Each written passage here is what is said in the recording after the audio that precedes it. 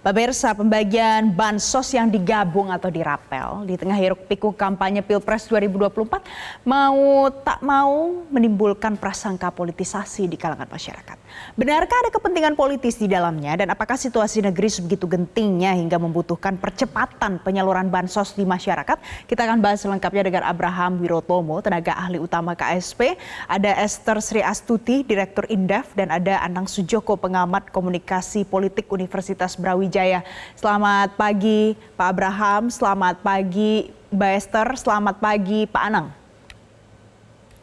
Selamat pagi Pak Abraham, Mbak Esther. Jadi semuanya sudah bisa mendengar ya dengan baik suara saya ya. Oke, kita langsung saja ke Pak Abraham. Pak Abraham, ini yang menjadi pertanyaan masyarakat adalah apa urgensinya? Mengapa pembagian bansos ini perlu sekali dirapel di masa-masa sekarang ini, Pak? Pertanyaan masyarakat atau pertanyaan Mbak Valen ya? Kalau pertanyaan saya dan pertanyaan masyarakat. Kalau masyarakat penerima bansos itu udah biasa Mbak, sejak tahun 2017 itu selalu dirapel Mbak. Jadi masyarakat penerima bansos itu tidak kaget ya, ada situasi yang namanya perapelan. Jadi bansos yang namanya PKH itu dirapel, bansos status sembako itu juga dirapel. Tahun 2020 ada BLT juga dirapel. Nah, kenapa dirapel? Sederhananya masyarakat bisa mengambil bantuan sosial itu cukup sekali, meskipun secara administrasi mereka mendapatkannya setiap bulan, namun mereka bisa mengambil cukup sekali. Misalnya ke PT Pos, tidak perlu setiap bulan ke PT Pos, cukup sekali ke PT Pos, namun mendapatkan tahapan yang 3 bulan. Jadi menurut saya kalau masyarakat penerima bansos sih harusnya nggak kaget ya Mbak soal rapelan nih, karena tiap tahun ya hampir kayak gitu Mbak.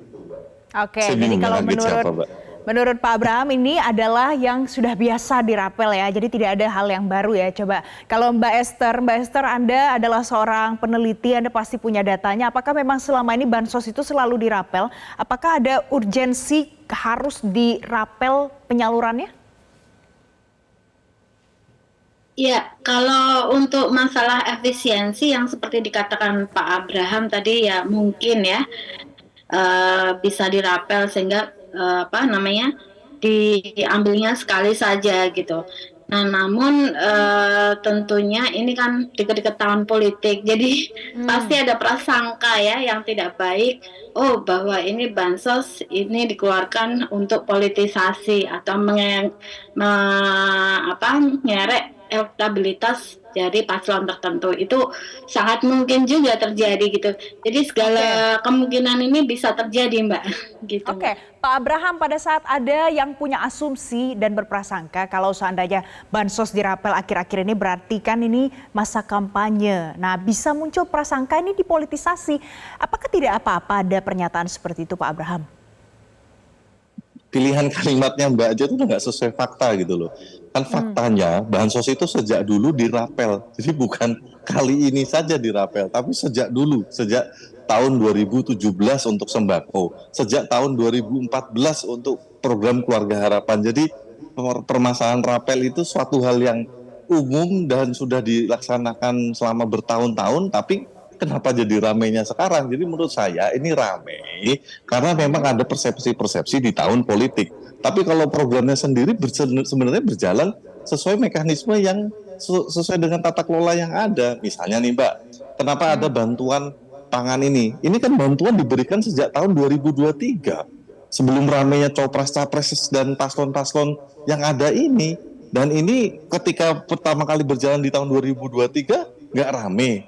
Nggak ditanyakan soal macam-macam, disetujui oleh DPR, disetujui oleh Kemenkyu, disetujui oleh Bappenas, dan tidak ada dikait-kaitkannya dengan politik. Jadi bansosnya ini problem statementnya adalah terjadi krisis pangan global, dan itu bukan katanya dari kantor staf presiden, tapi itu katanya PBB, dan itu memang betul datanya seperti itu.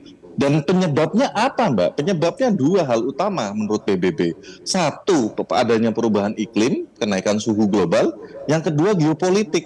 Apa iya tiba-tiba iklim kita berubah mendingin gara-gara kita sedang ada pilpres? Apa iya tiba-tiba Rusia sama Ukraine tiba-tiba damai gitu?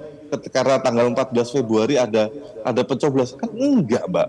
Harga berasnya itu naik Mbak. Harga beras itu naik dari harga 10.000 ke harga 12-13.000, dan itu bagi masyarakat miskin itu kan membebankan, Mbak. Oleh karena itu sejak 2023 pemerintah memberikan tambalan bantuan pangan dan bantuan langsung tunai tersebut, Mbak Valen. Baik, Pak Abraham. Nah, kalau begitu ini gilirannya Pak Anang. Pak Anang Sejoko, Anda yang akan menganalisa. Pada saat ada yang mengatakan ini mungkin muncul prasangka bisa jadi dipolitisasi jelang nanti Pilpres tanggal 14 Februari. Tapi kenyataannya bagi-bagi bansos di Rapel itu kalau menurut Pak Abraham karena memang kondisinya harga beras naik, ada situasi yang memanas. Bagaimana Anda menganalisa hal ini? Ya, terima kasih. Ya, apa yang disampaikan Pak Abraham itu adalah terkait masalah program bansos. Ya. Saya tidak memahami tentang terkait pelaksanaannya kapan, tetapi saya melihat dalam konteks komunikasi politik. Jadi komunikasi itu berlangsung dalam sebuah konteks ruang dan waktu. Kemudian komunikasi itu juga banyak orang mempercayai pada non-verbal message-nya, non-verbal communication. Nah, ketika sebuah komunikasi itu dimaknai tidak akan terlepas dalam konteks ruang dan waktu. Kapan dilaksanakan, di mana dilaksanakan. Artinya, ketika itu dilaksanakan, harusnya komunikator atau agen-agen politik atau istilahnya aktor-aktor politik ya mestinya akan berpikir kapan dan di mana dia sedang berkomunikasi. Apalagi ketika kita bicara pada komunikasi dalam ranah publik, maka di sana banyak yang harus dipertimbangkan. Ada moral value, ada social responsibility yang harus kemudian dikedepankan dalam konteks ruang dan waktu. Nah, saya mengutip pendapat dari Lord Acton tentang power tends to corrupt, misalkan semacam itu. Nah, bisa jadi kalau kita melihat dalam konteks ini kan sebetulnya keramaian ini kan dipicu dengan aktivitas-aktivitas komunikasi politik oleh Presiden Jokowi sebelumnya. Yang pertama terkait dengan masalah pernyataan dari Presiden Jokowi bahwa Presiden Jokowi akan cawe-cawe.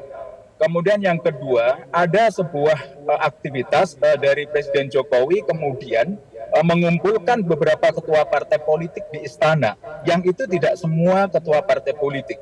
Saya tidak tahu apa yang dibicarakan, tapi konteks ruang dan waktu inilah yang kemudian diperkuat dengan adanya sebuah proses hukum di MK, kemudian muncul MK-MK, dan itu kemudian diloloskannya anak Jokowi menjadi cawapres.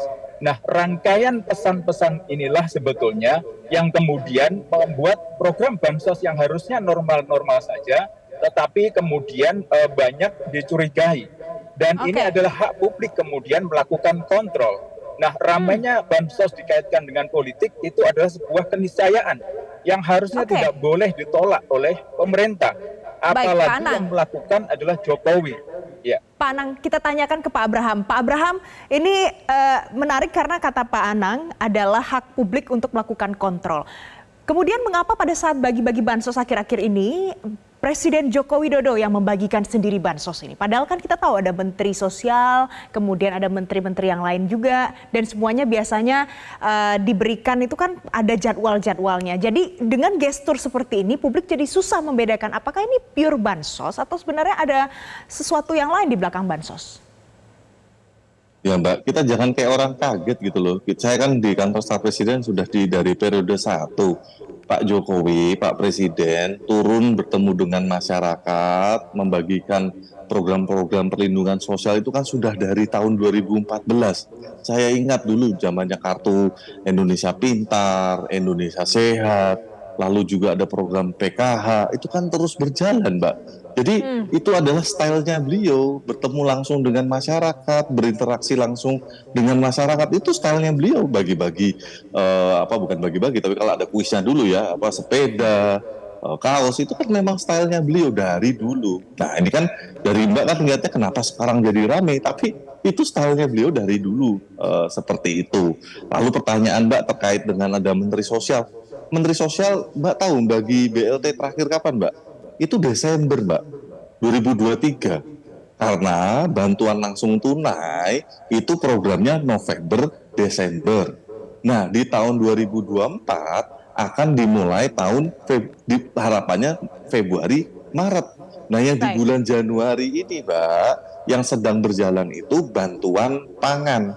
PIC-nya siapa? Bulog dan Bappenas. Jadi wajar ketika Presiden dalam rangka program bantuan pangan, maka yang mendampingi adalah kepala Bulog atau misalnya kepala Bappenas. Seperti itu, Oke. Mbak. Jadi yang mencari Menteri Sosial ada di mana nanti akan bekerja di bulan Februari begitu ya Pak Abraham ya. Tapi Pak Abraham, Mbak Esther dan Pak Anang jangan kemana-mana. Kita masih Saya akan nggak bilang bekerja di bulan Februari. nanti Mbak. akan Mbak membagikan jangan lagi di bulan kasih- Februari begitu ya. Saya nggak Sebentar ngucapin- kita akan jeda terlebih dahulu. Nanti kita akan kembali lagi dengan diskusi kita pagi hari ini. Usai jeda tetaplah bersama kami.